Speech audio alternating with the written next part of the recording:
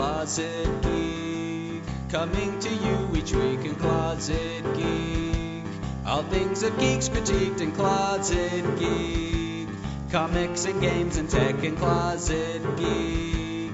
Lego, Star Wars, Star Trek in Closet Geek. We are not nerds, we have some social skills to call our own. Closet Geek. And welcome to the Closet Geek. I am your host, Barry Ricks, and with me I have John, Ryan, and Michael, my brothers three. Say hi, guys. Hi, guys. Hello, everybody. Hello. Hello. Welcome to the Closet Geek. So this is a podcast where geeks like to come out and be a geek, where we talk about everything geeky, from movies, games, books, tech, to everything you love and hold dear. And we love it, and so we wanted to talk about it and share it with you. We love it. We love it so much. So Oh my. let's get things started by talking about This Week in Geek, which is a segment where we talk about what we did this week in Geeky and kind of determine who is the biggest geek this week and just comment on what we've been doing. Michael, why don't you start us off this week? Sure. This week in Geek, I was accepted to the Final Fantasy 14 beta, so I've been geeking out about that. Woo! So that was lots of fun.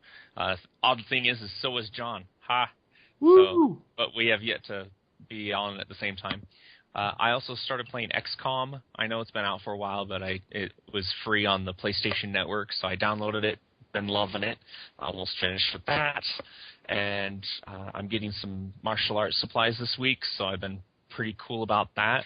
And for Father's Day, I got a Victorian shaving kit to go with my steampunk stuff. Yeah, those are kind of my geek moments this week. So he's steampunking his face now with his shaving. Yeah, and I'm trying not to walk out of the room with little pieces of toilet paper on my face from shaving incorrectly. Still got to learn. It's new, yeah. That's cool. I like the whole steampunk thing too, but I just don't have the time or money to get into it now. It's like I'm a poor college student or something. Weird. Weird. It happens to us. Right now, Crystal and I are living off of my donating my plasma money. That's my weekly income, people. Believe it or not. Is that your weekend geek? Whoa. All right, Ryan, tell us what you did geeky this week. Bueller. Anyone? Anyone? Anyone? I honestly, to be completely honest, I have not done anything geeky this week. You didn't work on Ultron at all, or? No, I've been completely mundane. I've been a muggle this whole week. A muggle. Busting out the Harry Potter. Hey, that's okay. Everybody, including geeks, need a week off. So well, but you've been involved in Boy Scouts this week, right? Yeah, Boy Scouts. Also, church group. So I'm staying involved with the community. I wouldn't really say that's geeky, though.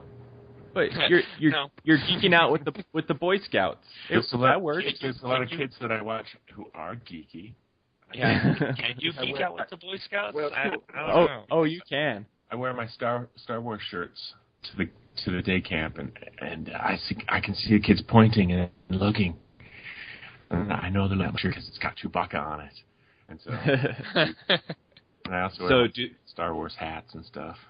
Do they know you're Chewbacca, though? It's going around. The geek has come out of the closet, and people at my church are finally starting to realize that I do dress up as Chewbacca for these charity things. And so there's one lady in my church who always walks by me and says, "Hi, Chewbacca." I have no idea what her name is. Who are you? She apparently knows that I'm Chewbacca, so. That's awesome. funny. There you go. So you geeked out by letting your geek out. People know now. It's out of the closet. All right, John, what'd you do geeky this week? I need to talk about. I don't know if it's necessarily how you want to fit it in, but there's plenty of news following up after E3 last week. One thing that was really just came out few hours ago. Apparently, Microsoft has completely reversed their... Backpedal. Yes, they've completely Don't hate us. reversed their policies on their gaming policies. So now... Yeah, they're changing the name to the Xbox 180 now. Yeah. Apparently, you no longer have to be connected to the internet every 24 hours. You can share your disc with your friends at will. There's no longer any restrictions on that. They did say that you will have to connect to the internet when you first or initially activate your box, but after that, it's not really required any longer. You have to do that with the PS3 right now, anyway. Yeah, so I mean that's pretty normal. That's normal. They did say that some of the features that they were originally talking about are not going to be applicable any longer. How they were saying that you could have multiple people create accounts on your Xbox, and each of those people could have their own separate accounts to play the game individually, which I think is kind of weird that they're saying that that's not going to be available anymore, because you can do that now on the PlayStation. You could just have separate user accounts, and you just log into whatever user account you want to use. So I'm really not sure exactly what that means when the Xbox is talking about that. See, unfortunately, I'm not really familiar with the current Xbox, and I don't know if it can only have a single account on there. No, it can have multiple accounts. Yeah, so then I don't know what they're talking about when they say that you're not going to be able to do that anymore. Maybe, I don't know, maybe it's based off of the concept that you have your account and they play under your account but under another name. I don't know. They didn't clarify. Whatever. I'm just going to wait and see what happens. Right. Yeah. They did say that the games will still be installed onto the hard drive, but then the disk itself will act as the DRM key. You'll still have to put your disk in the box, but then pretty much everything else just runs off the hard drive. So if you don't have your disk, then you can't play your game. Now, one thing they said that was kind of cool was if you take your disk to your friend's house and play the game on their unit, it will install onto their hard drive. So then if you take the disk away, they said that your friend could still, purchase the game online, and then it's already installed on the hard drive, so there wouldn't be any additional installations. Yeah, that's a pass. But, they've already hurt themselves so much that backpedaling like this just makes them look silly. Well, I mean, a lot of people are super excited about it. Of course, a lot of really diehard Xbox fans are really excited about this reverse in policy. But you're right. There are also a lot of people out there that are saying, hey, too little, too late. You've really left this bad taste in my mouth. First impressions kind of thing. Let's be realistic. The majority of the people who are going to purchase this have no friggin' clue even that there is an Xbox One even to come out. I mean, that's probably true. They're most of it will be hundreds parents. of thousands of these consoles, and it's going to be for Christmas. Right. So most of these people don't even know it exists because their kids really don't know it exists. And once their kids will find out, they'll go, oh, okay, maybe my kid wants this for Christmas. Right. We still have 6 months to go. Right, before it even comes out. A lot of things can still happen. This is all premature, really. Right, and that's what a lot of industry experts are saying. A lot of industry experts are talking about how, yes, Sony clearly won E3, but what does that really mean? In the end, it doesn't really mean a whole lot, because by the time the consoles actually come out, most people have kind of forgotten about 3. It's like an exposition game or an all-star game, or an MVP game in the sport. It's really cool and it's fun to watch, but it doesn't really... Just doesn't matter. Doesn't count towards anything. Stuff to anything in the regular season. So I do think it's interesting that Microsoft did make their policy change, however. We're listening to our fans. We're listening to the consumers. Well, if you're really listening to the consumers, you wouldn't have done that in the first place. But it was awful. And And they're making a lot of bad decisions, but Yeah. it'll just be interesting to see how it plays out. They'll still make their millions. And that was John's Week in Geek. way too long. Yeah. So All right. John's Week in Geek he's kind of like our stay on top of the news of everything. So he's kind of that's his geeky side. He keeps us updated with the geekiness, and we appreciate it. So thank you, John. You're welcome. This week, geeky, I've actually been playing a lot of this app called, I mentioned it last week, but I'm still playing a lot of it. It is Kingdom Rush. It's a tower defense game. And now my kids enjoy watching me play it. I thought you were playing like Bubblegum Candyland or something. Well, I play Candy Crush Saga. I play that on the side. So it's my sprinkles on top. What level are you on? Oh, I'm like 28 or something like that.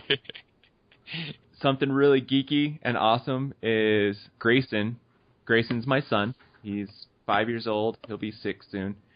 He found Star Wars, the movies, the original. So A New Hope, Episode 4. He found that and he's like, Star Wars, we should totally watch this, Dad. And I said, you know what? I think you could handle it now. So I geeked out with my 5-year-old son, and we watched Star Wars: A New Hope for the first time together. So that was pretty awesome. Nice. My wife wanted to watch it with us, but my daughter wanted to go watch Beauty and the Beast instead. So they went into the other room and did that. But yeah, I don't know if I'll continue on because Empire Strikes Back is a little bit more gritty than A New Hope is. But we'll see. That was mostly what I did geeky this week. I wrote another blog for the website, so go check that out and read that. Fun and enjoyable. It's about cosplay and why it's fun to dress up still. Cool. So, yeah. So that's our Week in Geek. If you're ever interested in telling us what you did geeky, you can go to our website, theclosetgeek.net, and you can leave us a comment, or you can email us at theclosetgeekpod, that's P-O-D, closetgeekpod@gmail.com, and leave us any thoughts that you'd like to tell us, or you have any questions for us, you can certainly reach us there as well. Something big happened this last week. We were pretty excited about it, and so we wanted to have it be the main segment of our show. All of us had the opportunity to go see Man of Steel, the new Superman movie produced by Warner Brothers and DC Comics. And we were pretty excited about that, and we wanted to talk about it and have our opinions heard. So, guys, what do you think of the movie overall? Overall, I thought it was great. Yeah, thumbs up from me. Yeah, definitely. Yeah, thumbs up for me as well. I really enjoyed it. A lot of people, and it's kind of split down the middle, read on Metacritic and Rotten Tomatoes and so forth, and listened to some other people, and it's kind of split 50-50. Not surprising, but you have the people that really, really enjoyed it and the people that just thought it was the most awful thing ever. But the good thing is, in my opinion, that it was good enough to make enough money that they're going to keep making them. So they actually gave the green light to make Man of Steel 2. That's not the title, but it will actually be coming out next year, 2014. Superman. So the next Superman movie coming out again. One thing that I really liked about Man of Steel was, in my opinion, is I thought, and I actually leaned over to my wife and told her, finally a movie that kind of more accurately depicts what a fight among superheroes would be like. Because you have Superman punching or being punched and doesn't stop flying through the air until he goes through about 6 buildings. And I thought that was pretty cool. So yeah, it's an interesting aspect. I like that about the movie too, where in the comic books you get that kind of dramatic battle where someone gets punched and they fly through a building, and that's depicted in the comics a lot. And in the movies, it's not addressed as much. And in that regard, it's pretty cool to see, the total wanton destruction of of Metropolis. It's just nasty on how many buildings they destroy.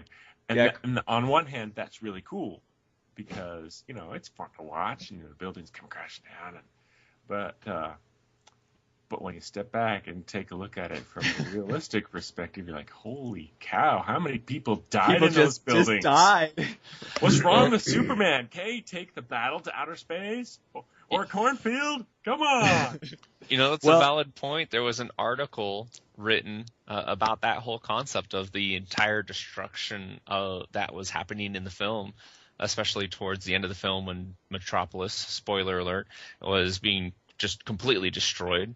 And they had a governmental disaster specialist kind of do the numbers of like, okay, if this was actually going to happen, how many people would probably die in a large urban metropolitan area, and how much damage of money would be done. And it was something like estimated from watching the film, like $11 trillion of damages, and up to like 200 and something thousand people dead and over 1 million injured. And I'm like, that's just crazy.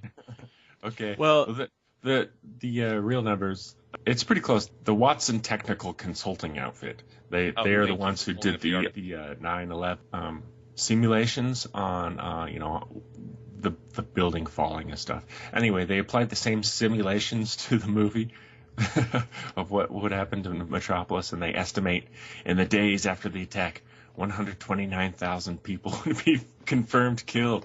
That was so much carnage. And on the other side of that, a lot of people, like you said, well, why didn't Superman just take the fight away from the city? Well, it's because he was fighting Zod, and Zod wasn't interested in taking the fight away from the city. He was interested in defending his machine that was trying to terraform the planet. And so why would he leave? I mean, if Superman's going to fly away, Zod would probably just stay and say, okay, well, if you're going to fly away, I'm going to stay here because my whole goal is to make sure this machine terraforms the planet properly. And so why would I go chasing after this guy? I like that this Man of Steel was serious. It was alien being from another planet and his experience on trying to integrate himself into our society. And it wasn't this kind of I'm a superhero from a comic panel, but I'm actually a person trying to live my life on this alien planet. And I like that. Yeah, and I liked how they showed when he was a kid starting to gain these powers and how he was really having a hard time dealing with it and understanding how to, what's happening to me, kind of the whole storyline. And I really liked how they did that. I really enjoyed the change with Lois Lane, the character in general. Lois Lane in the past and in the comic books she's the femme fatale. She is being saved by Superman, or she's the one who gets into the situation and Superman gets her out of the situation. And I really enjoyed in this film that they made her a powerful individual that could hold her own. Of course, in a crazy situation, you always need Superman. But I just really enjoyed the fact that she knew who he was ahead of time. So when they actually meet at the end of the film in the Daily Planet, it was kind of like a wink, wink, nudge, nudge. All right, and I really liked that reworking. So there's not that, oh, I'm this naive woman who is supposed to be awesome. I just liked that reworking for that character. I did too. I liked how they did the Lois storyline and how she figured out who he was, and then. And hello, it's Amy Adams. I know. Yeah. Well, speaking about the actors, guys, what do you think of the overall acting from everyone? I liked who Perry was. I was like, it's Perry, and I was like, it's Morpheus. Yeah, but it's Morpheus 50 pounds heavier. Yeah, no kidding. I liked him, but I was just too much bread. It bought for some reason that his earring, his little stud in his ear, I'm like, that's not doing it for me. I didn't even notice that. I kept expecting him to go, Lois, look into my hand. There's a red pill and a blue pill. which one are you gonna take? Take the blue pill, and you don't work at the planet anymore. I liked the General Zod character in this movie. I think my wife and I had a really good conversation about Zod and how in previous movies, he was like the Terrence Stamp character, like total classic, and will always be classic. But I think with this new actor, I understood Zod so much better.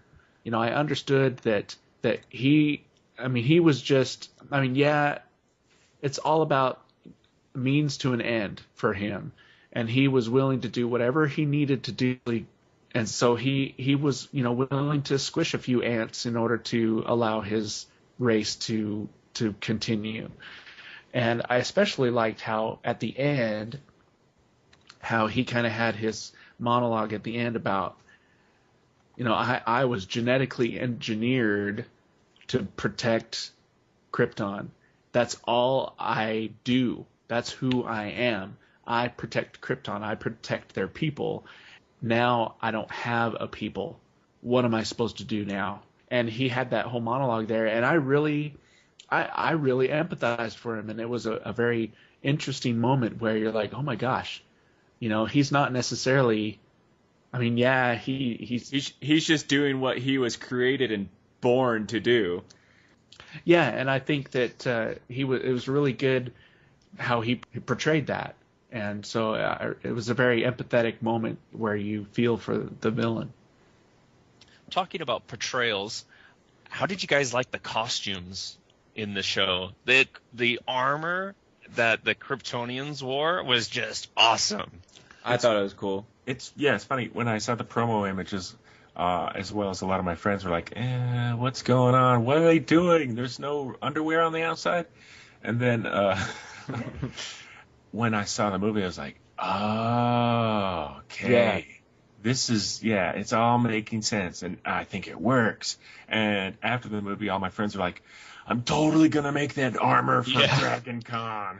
Yeah, that would be a really heavy-duty project to get the same quality as what was in the movie. That was a lot of intricate detail that was really impressive on film.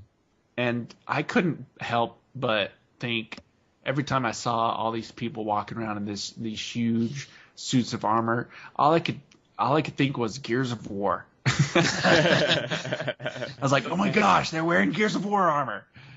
But yeah, I really liked how, he was given his suit, or Superman was given his suit by Jor-El, and then it was really neat how, like at the end, you really saw Zod's skin suit after he took off all of his armor and stuff, and so I'm like, oh, that's pretty cool. So it's not just. This is like what they wear under their armor. They wear these skin suits with their family crest on. How simple. Yeah. You know who I really enjoyed in the film? Kevin Costner. I know a lot of people are like, yeah, it's Kevin Costner, right? But I don't know. He just was a great father figure in the film, and when there was that moment with the tornado, man, I was just like... it's so sad. Oh, okay. I have my own thoughts about the tornado scene. Okay, hold on. Yeah, about the Kevin Costner, I think he was a good pick for Pa Kent. I really do. I think that he has the experience and the look to pull it off well. There were some tender moments, like when Clark says, I just want to be your son again, and he says, you are my son, or something like that. That was in the trailer, and I thought it was just really powerful, and that was a cool moment. But I'm kind of disappointed that they didn't go more with that. They didn't go with that kind of emotional father-son type, growing up type of thing with Clark Kent. Instead, they went with the tornado scene, and I understand it. I understand what they were trying to do. Like, he were trying to make it important that he wasn't supposed to reveal himself to, for the safety of himself. And Pa Kent was making a sacrifice to protect his son. But really, for the dog? I thank you. I know. That's why I agree.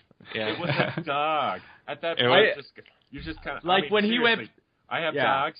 Okay, let's go to the underpass. Oh, a dog's in the car. Well, he's just going to have to ride it out.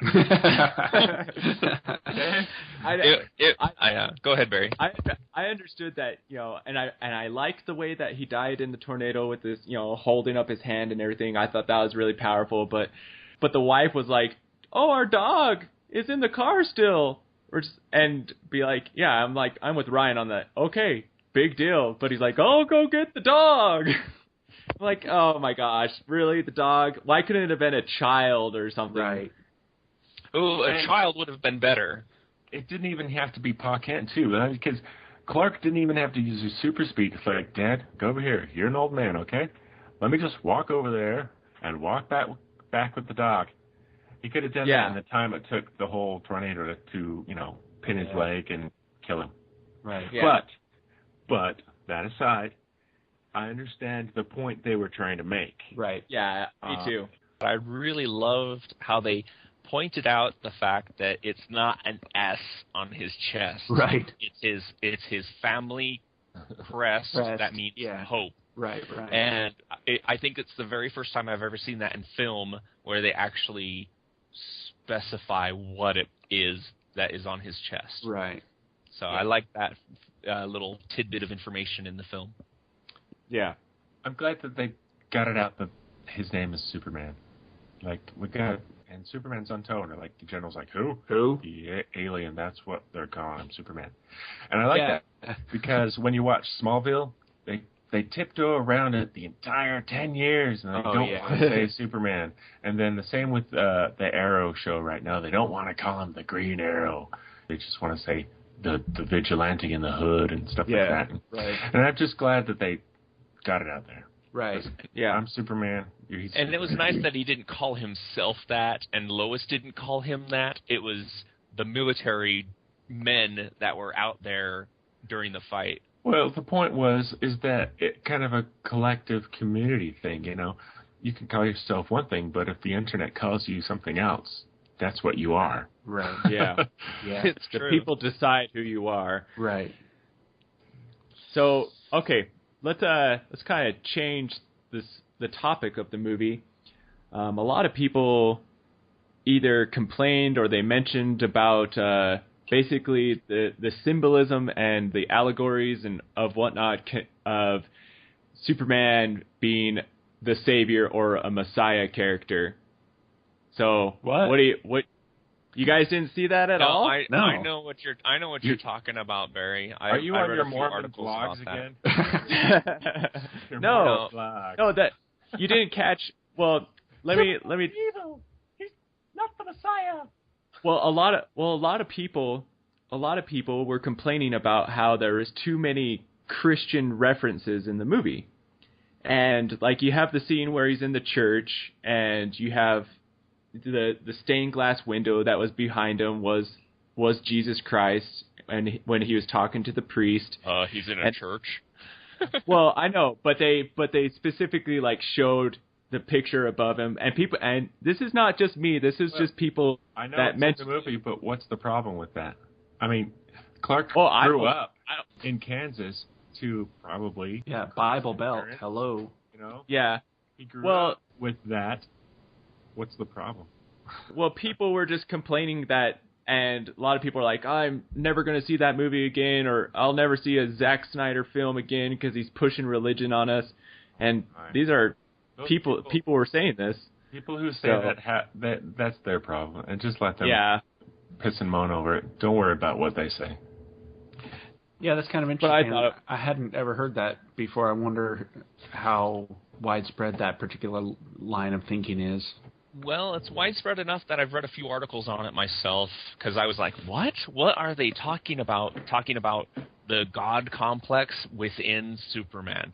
And they really went off about how he's, his father said that he's going to be a god to them and that he has a responsibility to oversee them. And they're like, complaining that the movie sets him up as being some sort of savior to the planet. And I'm like, hold on a second. Isn't that kind of how it was in the comics, where he ended up being the savior of the planet?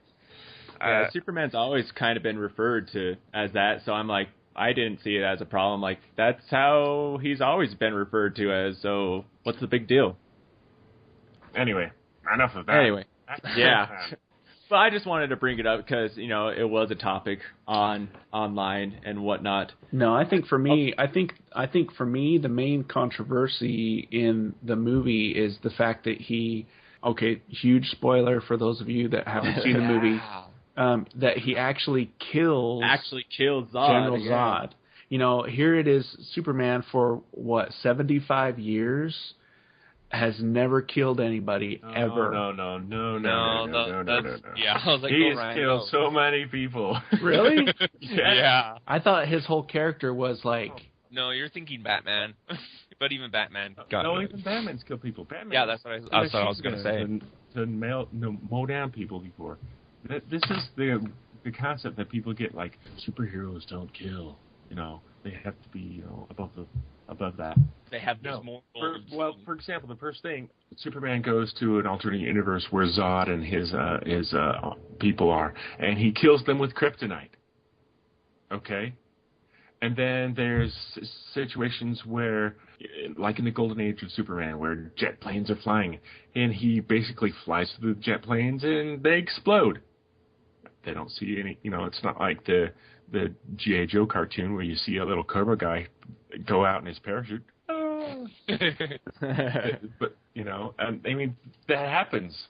People, I can't think of any more examples, but except the kryptonite one where he kills Zod. But yeah, he has killed people, not deliberately, and it's not like he's this bloodthirsty guy. It's always been he's racked his brain over it. The reaction that he had after he killed Zod in the movie, with, you know, where he screams, "Ah!" that was appropriate. Yes. And that was also the kind of reaction that he's had in the past when he did have to take a life. Where does he deserve to be a hero type of thinking that he's gone through? And so, yeah.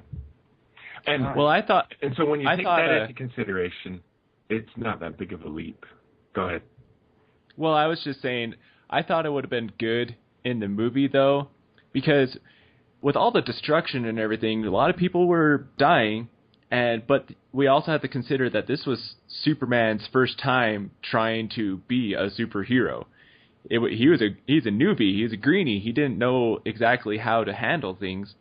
So I thought that it would have been nice somewhere in the movie, like after it was all over, that he was kind of like, I'll never let this happen again, or I'll never kill again, or I'll never have wanton destruction in my city again, or, you know, just something so that he kind of recognized what happened, because there really was no recognition of, oh wait, over 100,000 people were just died and trillions of dollars in damage.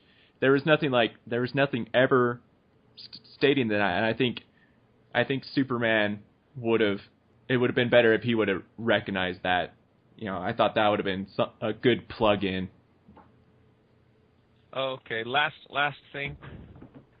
Out of you guys, who stayed until the very last end of the credits? I didn't because I read about it. Well, I asked an employee, I'm like, is there anything after the credits? And they're like, no. I'm like, okay, see you later. I did stay till like the halfway point where they showed like the Superman symbol, and then they went into like all of the rest of the credits. Right. I did stay to that point, and I thought, okay, well, if they're not going to show anything here, then I'm good. Well, just for fun, at the very, very end, before the film is cut off and the lights come up, child laughter, really creepy. Just wanted to say. Really? Yeah, it's like this little girl giggle laugh, and then the lights come on and the film ends, and you're like, that was kind of awkward. Yeah, it's weird. It is. Maybe you're just imagining things. Because there was a group of people. There was about 6 or 7 of us still in the theater, because I sometimes just enjoy waiting to the very end anyway. I paid $11 to go see a movie. I want to get my full fill. Yeah, it was just this little giggle of a child laughter, and I looked at my wife and I'm like, "Did you hear that?" And she's like, "That was weird." Yeah. So did you guys see the LexCorp references in the movie? Yeah. Well, did you see the Wayne Enterprises satellite? Yeah. Yeah. The satellite they crashed into Wayne Wayne Enterprises. Enterprises. I thought that was pretty cool. Yeah. Yep. So, The going off of that, kind of the next question I had was, obviously this movie, more than any of the other DC movies, is connecting it to the DC universe. So what effect do you think that's going to have on future DC movies? Well, I think Warner Brothers definitely wants to do Justice League, but they want to do it right. And, obviously they've seen the huge success of the Avengers and that, but, they don't want to necessarily play copycat and do the exact same thing that Marvel's done. So I read an article with an interview from David Goyer, who wrote it, and he said that as far as he knows, Warner Brothers kind of wants to do the opposite of what Marvel did, where Marvel had all of these individual movies and then eventually had the Avengers. They had like Iron Man 1 and 2, then they had Thor, they had Captain America, so they had all of these individual movies and then the Avengers. I think what they're wanting to do is, I think they want to do a big movie like Justice League and kind of use that as the launching point to then go into individual movies from that point. So with the individual movies, guys, what character would you most like to see an individual movie of? Well, we've already done Batman. Well, but they haven't done Batman in this universe. They have the Christopher Nolan Batman, but it was never connected to the DC universe. They're gonna have to reboot Batman essentially. No, they wouldn't have to at all. No, they will, because... Well, they will. I'm just saying they wouldn't have to. Well, the problem is the Christian Bale Batman is such a different Batman than the Batman in the comics that you would have to create a whole new persona. You could keep all the technical changes and the Wayne industry, blah, blah, blah. But basically, Christian Bale Batman is just kind of like Dirty Harry. But he's not a leader. He's not someone that you want to follow into battle. He's not someone who can organize a team of superheroes like the Justice League and go and fight off galactic villains. He's not that guy. Right. And so that's why I think they would have to reboot him. Well, they'd have to. I think they've already said that the Christopher Nolan Batman and the Man of Steel Superman are in two different universes. Yeah, they're two different total DC universes, essentially. I think like the writers of Man of Steel, like David Goyer, had said that it's a different universe, and so they will eventually have to do another Batman to tie it into this particular universe. I don't know. For me, it doesn't really come down to Batman or Superman or Green Arrow or Green Lantern. It comes down to one character that they have to get right, and they've avoided it because they can't. Wonder Woman. Yes. Wonder Woman. Yeah, I don't think they'll... Why do you say they can't? They've tried. They've tried. How many times has there been some... There's so many pilots. You know, they did that recent pilot with a Wonder Woman show that they did it off the ground and didn't go. I don't even think I got on the air. No, it didn't. Any kind of Wonder Woman reference in Smallville was completely avoided because they didn't think that they could get it done correctly, and it wouldn't really fit in with their whole mythos. It's just a weird creature to try and tackle. Yeah. It is. I like the new 52 for Wonder Woman. I think that's a little bit more attainable than maybe the older mythos of Wonder Woman. But yeah, you do open up a big can of worms when you introduce Wonder Woman, because you also introduce the whole concept of the Greek pantheon of gods, which I mean, but then, of course, they did 4, so... I don't think it's that. I think it's just a matter of real-world problems. Like, you have to get the right actor, actress. You have to get a story that will... It can be a cool story, but if the actress isn't the right fit for it, it's never going to work. Claudia Black. Who's that? I like Claudia Black, but she's too old. Okay, yeah, you're right. I don't even know who that is. Young Claudia Black. Claudia Black, do you ever see Farscape or SG-1 or whatever? SG, Oh, okay. Atlantis, Yeah, I know. Or whatever it is. I know who you're talking about now. It was original SG-1. She wasn't part of Atlantis. Yeah, I wasn't a follower of that. But anyway. All right. Cool. Well, we can all agree then that we enjoyed the movie and we look forward to more to come. Sure. I always gauge my movies. Sure. I always gauge my movies on whether or not it would be worth owning and whether it would be worth multiple viewings. And that's definitely a must buy. Yeah, I could definitely see that more than once and enjoy it every time. Me too. Cool. There's our viewpoints and our opinions, our likes and dislikes about Superman. Well, it's not called Superman, it's called Man of Steel, about Superman. And if you have any comments or things you would like to pitch in your 2 cents, you could definitely contact us at theclosetgeekpod@gmail.com, or you can leave a comment at theclosetgeek.net, and we'd love to hear from you. And so that's it from The Closet Geek this week, and you will hear from us again next week. So I'm Barry Ricks, and we'll see you next time, and say goodbye, guys. Goodbye, guys. Goodbye. Bye. All right. Nice. And we'll end it there. Anyone? Anyone?